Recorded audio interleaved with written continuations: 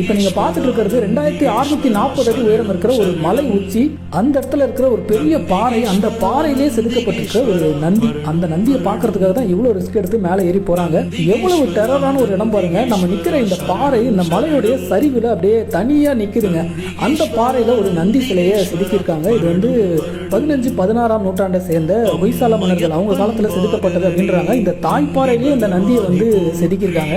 இந்த நந்திக்கு எதிர அந்த மலை உச்சியில சிவபெருமானுடைய கோவில் இருக்கு.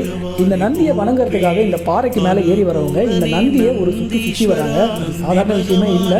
ஏன்னா இந்த நந்திக்கு பின்னாடி இடமே கிடையாதுங்க. நீங்க வந்து உயரத்தை பார்த்து பயப்படுறவங்களா தான் நிச்சயமா இந்த இடத்துக்கு வந்துடாதீங்க.